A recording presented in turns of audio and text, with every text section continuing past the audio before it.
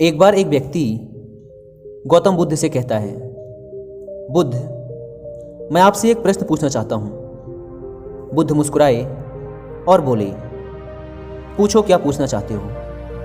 वह व्यक्ति कहता है, बुद्ध, मैं इतना दुखी क्यों हूँ। बुद्ध कहते हैं, कहाँ है तुम्हारा दुख, मुझे तो नहीं दिख रहा। वह व्यक्ति कहता है, बुद्ध, मैं हर समय परेशान रहता हूँ। मुझे जीवन जीने में कोई रस ही नहीं आता, जीवन जीने में कोई सारी नज़र नहीं आता। बुद्ध कहते हैं कि पहले तुम मुझे ये बताओ कि तुम्हारा दुख है कहाँ। वह व्यक्ति कहता है, मेरे भीतर है बुद्ध। बुद्ध कहते हैं, अच्छा ये बताओ तुम्हारे दुख का कारण क्या है। वह व्यक्ति कहता है, कारण ही तो जानने आया हूँ बुद्ध, और आप मुझे से पूछ रहे हैं कि मेरे दुख का कारण क्या है।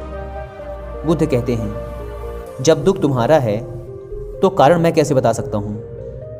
वह व्यक्ति थोड़ा चौंकता है और फिर कहता है, बुद्ध, आप तो अंतर्मयी हैं, आप तो देखकर बता ही सकते हैं कि मेरे दुख का क्या कारण है। बुद्ध मुस्कुराते हैं और कहते हैं, बस यही एक गलती तुम कर रहे हो अपने जीवन के अंदर। तुम किसी और के भरोसे बैठे हुए हो कि वो मेरी समस्याओं का समाधान कर देगा।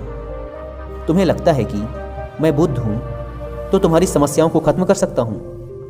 बिल्कुल गलत सोच रहे हो तुम। मैं बिल्कुल तुम्हारे ही जैसा हूँ, बस मेरे भीतर कोई प्रश्न, कोई उलझन नहीं है। जब तुम्हारे भीतर के प्रश्न खत्म हो जाएंगे, तुम्हारे भीतर की उलझन खत्म हो जाएगी, तो तुम्हें भी किसी बुद्ध के पास जाकर यह पूछने की जरूरत नहीं होगी कि मैं दुखी क्यों हूँ। बुद्ध कहते हैं, क्या तुम पुष्प को जानते हो। वो कहता है, बुद्ध, पुष्प को कौन नहीं जानता, पुष्प को तो सबने ही देखा है।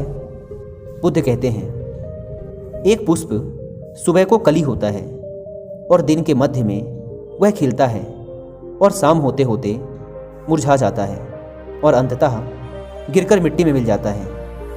अगर पुष्प यह सोचे कि शाम होते होते मैं मृत्यु को प्राप्त हो जाऊंगा, तो वह खिल ही ना सकेगा, अपनी सुगंध फैला ही ना सकेगा।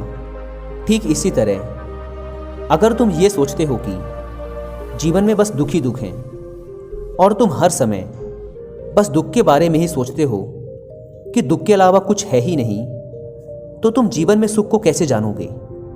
अभी भी इसी क्षण ऐसे बहुत से कारण हैं जिनके लिए तुम खुश हो सकते हो, जिनके लिए तुम खिलखिलाकर हंस सकते हो, परंतु तुम उन्हें नहीं देख रहे हो। यह है तुम्हारे दुख की सबसे बड़ी वजह।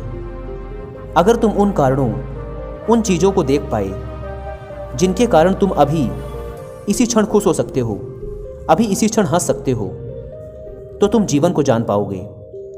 अभी तुम जिस भी समस्या में हो, जितने भी दुखी हो, चाहो तो वहाँ से वापस आ सकते हो और चाहो तो उन दुखों में ही और गहरे जा सकते हो। यह निर्णय पूरी तरीके से तुम्हारे ही हाथों में है। कोई तुम्हारे निर्णय को तुमसे नहीं छीन सकता, कोई भी तुम्हारी सोच को नहीं बदल सकता, जब तक तुम खुद ही ना बदलना चाहो। मैं तुम्हें केवल रास्ता बता सकता हूँ, उस पर चलना या ना चलना पूरी तरीके से तुम्हारे हाथों में ही है। वह व्यक्ति कुछ समय तक शांत रहकर कुछ सोचता है और फिर कहता है, परंतु बुद्ध, ये कैसे संभव है। इस समय मैं बहुत सारी समस्याओं में हूँ। बुद्ध मुस्कुराते हैं और कहते हैं, यदि इसी समय तुम्हारी मृत्यु तुम्हारे सामने आ जाए, तो तुम्हें तुम्हारी कोई सी भी समस्या एक तिनके से भी छोटी लगने लगेगी, या अब वो समस्या रहेगी ही नहीं। वह व्यक्ति कहता है, बात तो एकदम सही है बुद्ध, लेकिन मैं इतनी जल्दी मरना नहीं चाहता। बुद्ध कहते हैं, यह भी एक बहुत बड़ी समस्या है कि तुम चाह के मरना चाहते हो। मृत्यु कोई ऐसी चीज नहीं है जो चाहत से आए, वो तो बस आती है, उसे तो बस स्वीकारा जा सकता है। यदि तुमने अपने अंदर यह बात उतार ली कि मृत्यु तो अटल है और जीवन में सुख और दुख तो आते जाते रहेंगे, तो तुम एक स्थिरता और शांति के साथ जीवन जी सकोगे। और अगर तुम्हारे जीवन में स्थिरता आ गई, तभी तुम जान पाओगे कि तुम्हारे दुखों का क्या निवारण है। मेरे शब्द केवल तुम्हें दिशा बता सकते हैं। यदि तुम ये सोचो कि मेरे शब्दों से ही तुम्हारे दुखों का अंत हो जाएगा, तो ऐसा नहीं हो सकता।